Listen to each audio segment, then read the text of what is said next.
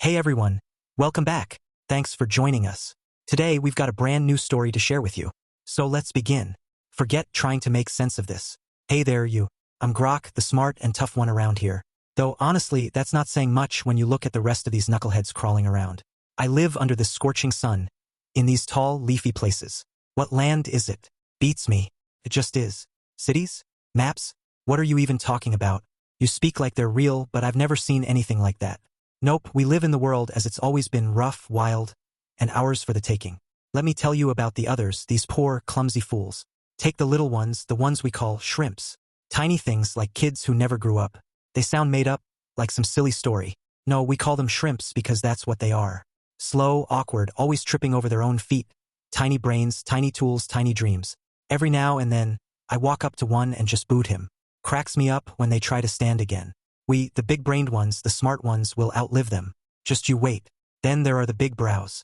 Don't even get me started on them. Lazy, dumb lumps. They just sit around all day, grunting and thinking like thoughts will fill their bellies. Oh, let's sit and stare at the fire, brother. Let's make big rocks and die in caves, sister. That's all they do. They just die. Falling off cliffs, freezing, starving even when there's food to hunt. Idiots. If you ask me, they don't deserve to share the dirt with us. Though I do like their women. They're easy. Had one just a few moons back. We'll outlast them too. As for the old hairy ones, yeah, the ancient ones. Never seen them myself, but I've heard the stories. They were always walking, always looking for something but never knowing what. They lived before my time and now they're gone. Maybe they walked right off a cliff or into a river. Who knows? Heard they were smart back in the day but not smart enough, it seems. Their fire went out just like it will for the shrimps and the big brows. So, you want to hear about me, Grok, the strongest and smartest? Well, listen good, because I'm something special. No one stands taller, no one hits harder, and no one thinks sharper than me. I, Grok, am the one who can bring down the giant tusk beast with my pointy stick. Yeah, that beast as tall as the trees and as wide as the river. It was one hell of a hunt. My stick flew straight and true, right into the heart of that monster. When it fell, the ground shook, but killing it was just the start. You know how much meat comes off one of those things? More than there are shiny rocks in the sky. I figured it out myself. Yeah, Grok the thinker. If one guy had to cut it all up alone, it would take maybe 15 moons. The food? Enough to feed our whole bunch until the wet season comes back. That, my friend, is what it means to be great. But even the toughest guy has his soft spots. The chief's girl, Luna, she's something to look at. Her skin is smooth like river stones. Her laugh is sweeter than wild honey. And her chest is round like the hills far away. Her legs are a bit furry. But my heart burns when I see her dance around the fire. And I, Grok, will make her mine. The chief, Little Toe. He pretends to be strong. But we all know his name tells the truth. He can't say no to my offer. I'll give him 2 cave lion skins for her. Each one worth more than his best pointy stick. What choice does he have? He knows I'm the strongest, the smartest, and the most deserving. Soon she'll be by my side in my cave. And together we'll make a story even the shiny rocks in the sky will envy. I am Grok. Remember my name because it's the name of greatness. Oh, you want to hear about my biggest win? Sit close, because this is how I, Grok, showed everyone that I'm the mightiest man, the best hunter, and the smartest of our kind. It started with me calling out all the guys in our bunch. One night, when the fire roared and the moon was bright, I stood in front of them all, every man, young and old. I beat my chest and yelled, "Who here thinks they can stand against Grok? The strongest one. Step up or all of you bow down." My voice echoed through the night, but no one moved. Not a single man had the guts to get up. They all knew the truth. Grok is the best. They looked down and accepted they were below me. With that settled, I turned to the chief, Little Toe, sitting on his rock chair. "Chief," I said, "I want your daughter. She's strong, beautiful, furry, and has a backside a great man deserves. I'll pay you well. 2 fine cave lion skins, soft and warm, to make it happen." Little Toe, even though he was proud, wasn't stupid. He knew I was the best hunter, the best protector, the most important man in the bunch. He nodded and said, "Grok, you're worthy. The skins are yours to give, and my daughter is yours to take." That night, I carried her to my cave, her laugh sweet like birds singing. I even liked the hair above her eyes. For 3 days and nights, we didn't leave. The fire burned low, the sun went up and down, and still we stayed hidden. She's mine now, and I'm hers. Together, we're strong, unstoppable, and I want my pups to be just as great. The others know now more than ever, Grok isn't just the strongest man. Grok is a legend. Many moons later, Little Toe died. I tossed him to a sharp-toothed cat and took over the bunch. Grok is the chief now. Some more moons went by. Things have changed, my friend. Life with Luna, once so sweet, has gotten rough. After 2 kids, she's not the same woman I carried into my cave that glorious night. Her body, once full and strong, now hangs like old fruit. Her chest, which used to fill me with wanting, now droops down to her belly like some old big brow woman. And her mood, oh her mood. She snaps and growls like a trapped dog. No matter what I do, it's never good enough for her. Grok, why don't you bring more meat? She yells. Grok, the fire's too low. Grok, why are you always hunting and never here to help with the kids? Bah, what does she expect? I'm Grok, the hunter, the provider, the strongest man. But in her eyes, I'm never enough anymore. It's tiring. She's always complaining, comparing me to her father, Little Toe. Can you believe that insult? She says I'm selfish and lazy, but what does she know? She doesn't see the weight I carry, the work I do to keep us fed and safe. She doesn't see the legend I am. I'll tell you a secret.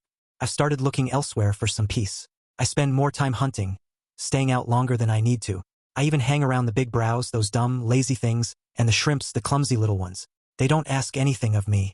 They don't whine or yell. They laugh at my jokes and look up to my strength. But what I really want is a new woman, someone younger, someone fresh, someone who will look at me the way Luna used to, before her spirit turned sour and her body turned, well, like this. I am Grok. I deserve the best, after all. Maybe there's another chief with a daughter worth my cave lion skins. Or maybe I'll just take one without asking. But right now, my life's a mess. Luna, the woman I once carried to my cave with pride, is now a stranger. She avoids me, makes excuses, and our nights together are cold. Gnaws at me. What if she's found someone else?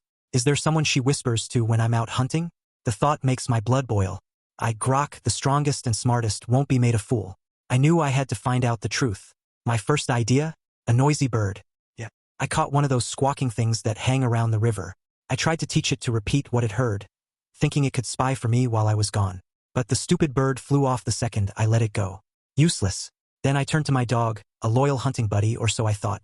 I tried to train him to stay near the cave and watch Luna. But what did that dumb animal do? He spent all his time chasing after another dog, humping her like some wild beast. No discipline, no focus, just like the big brows. Finally, I realized there was only one way. I'd spy on her myself. For 3 days, I worked in secret, poking a tiny hole in the wall of my cave, right above where Luna sits to grind seeds and talk to the other women. It was slow, hard work. My hands got blisters, my arms ached. But I didn't stop. I'm Grok, after all. I don't quit. At last, the hole was ready. I crouched behind it, ear pressed close, my heart pounding like a drum. This was it, the moment I'd learn the truth. If she was cheating on me, I'd hear it. If she had another man, I'd know. My anger burned hot, but so did my determination. No one tricks Grok, no one. Ah, what a fool I was to think I could find out the truth so easily. I told Luna I was going on a hunt, a long one, to bring back the best meat for our family. But instead, I stayed behind, crouched near the hole I'd made in my cave. For 5 long days, I sat there, ear against the rock, waiting to catch her in her lies. 5 days of silence, whispers of grinding seeds, and the occasional scolding of the kids. Nothing. No man's name, no sign of her betraying me. Yet still, she snapped at me when I finally showed up, dirty and tired, pretending I'd been hunting. Grok, where's the meat? Grok, you stink like a pig. She spat, her words cutting deeper than any pointy stick. My frustration grew like fire in my chest. I needed to get away from this madness. So one night, while Luna slept, I went into the forest and found some weird mushrooms the shrimps call dream flowers. They said they made the world brighter, softer, easier to deal with. I ate them and oh, the colors. The world spun and danced in front of my eyes. I laughed for the first time in what felt like forever. Then, in the middle of my crazy visions, I saw a rhino. A huge beast with a horn as sharp as a spear. It stood before me, big and scary, and in my state I thought that's the woman I deserve. I stumbled towards her, arms open, saying sweet nothings. The rhino snorted, pawed the ground, and, somehow, didn't charge. Instead, she nudged me with her horn, like she understood how lonely I was. From that night on, the rhino became my friend. She followed me back to the edge of the cave and stayed close. Luna hates her, of course.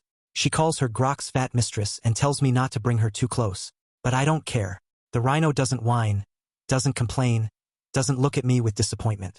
She just stands by me, solid and steady. Maybe I don't need a new woman after all. Maybe I just need my rhino. The day I found out the truth finally came, and it hit me hard. 2 days after the blonde-haired boys came back from their hunt, I saw it. Luna, the woman who used to dance only for me, was glowing with a happiness I hadn't seen in moons. She was laughing, her eyes shining, and I knew it wasn't for me. My gut twisted like a snake. One of them, those fair-haired fools, was her lover. I watched them closely, these golden-haired boys. They strutted around with their shiny hair and smug smiles, thinking they were better than the rest of us. One in particular stood out, a cocky little man I called Yellow Butt. Because of his yellow butt, he swaggered like he owned the world, and the way Luna looked at him, I knew he was the one. I felt the rage building inside me, but I held it down. Not yet, I told myself. I'd find proof. That night, I climbed onto my rhino, pretending I was going on another hunt. I'll bring back a mammoth this time, I yelled, leaving the cave as Luna barely glanced at me. I rode my rhino into the trees, but as soon as I was out of sight, I circled back, tying the rhino to a tree near the cave.